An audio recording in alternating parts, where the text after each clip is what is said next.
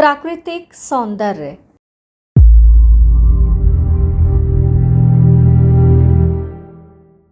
प्रकृति में वास्तविक सुंदरता है। आजकल के फैशन के भार से युक्त पुरुष या स्त्री को लोग सुंदर समझते हैं, उसकी प्रशंसा करते नहीं थकते। यह भ्रम मात्र है।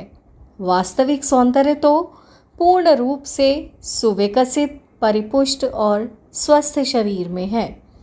प्रत्येक पुट्ठे और मांसपेशी में स्वाभाविक सौंदर्य है। जिस युवक या युवती के शरीर में लाल रक्त प्रवाहित होता है, जिसके शरीर में स्वाभाविक लालिमा वर्तमान है, जिनका डील डॉल संतुलित है, ना कोई अंग पतला है, ना कोई मोटा, न बादी, न चर्बी युक्त और न पेट ही बड़ा हुआ है, नेत्र सुंदर और चमकदार हैं, त्वचा कोमल और लाल है, फेफड़े परिश्रम सहन कर लेते हैं और गहरी नींद तथा आराम देते हैं, शुद्ध जल से, सोडा, लेमन, शराब, चाय, शरबत से नहीं, जिनकी प्यास केवल जल से शांत हो जाती है, चूरन, चटनी पर जिनकी जिह्वा नहीं लपलपाती, जिनके स्वभाव में न चिड़चिड़ापन है, न क्रोध, न उतावलापन है, न उदासी और निरुत्साह। ऐसे स्वस्थ मनुष्य को ही पूर्ण सुंदर कहना युक्ति संगत है। एक प्रकृति प्रेमी के शब्दों में, मोर के नीले हरे पंख, सिंह की अयाल, बारहसिंघा के उलझे हुए लंबे सींग, सांड के चौड़े कंधे, मुर्गे की कलगी, सांप का चौड़ा फन, विलाऊ की लंबी पूंछ सुंदर मानने से कौन इनकार कर सकता है। पशु पक्षियों में सारी सुंदरता नर वर्ग को मिली है। प्रकृति ने जहाँ नर वर्ग को सुंदरता प्रदान की है, वहाँ शक्ति भी दी है। वस्तुतः पुरुष का सौंदर्य उसकी शक्ति में निहित है। उसका सौंदर्य उसकी शक्ति द्वारा प्रस्फुटित होता है।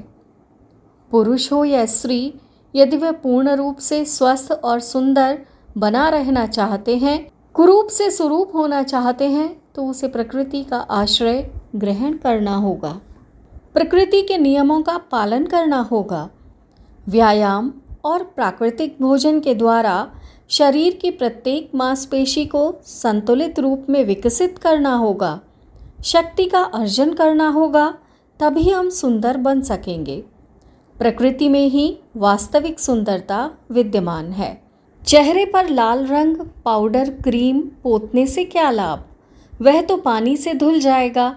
यदि शरीर में मांस, स्वस्थ रक्त, उत्तम स्वास्थ्य और आरोग्य नहीं, तो उसे रेशमी कपड़ों या आभूषणों से अलंकृत करने से क्या सौंदर्य प्राप्त हो सकेगा? वास्तविक सौंदर्य तो चिरस्थायी है, जिसमें ईश्वरत्व प्रकट होता है, वह प्राकृतिक सौंदर्य ही है। पुस्तक गायत्री मंत्र के ण्या अक्षर की व्याख्या। प्रकृति का अनुसरण। लेखक पंडित श्री राम शर्मा, आचार्य। यदि आपको हमारी ये वीडियो पसंद आई हो तो इसको लाइक करें, कमेंट करें और शेयर अवश्य करें। हमारे YouTube चैनल ऋषि चिंतन को सब्सक्राइब भी कर लें, साथ ही बेल आइकन को भी दबाएं ताकि आने वाले वीडियोस की नोटिफिकेशंस मिलती रहे। धन्यवाद।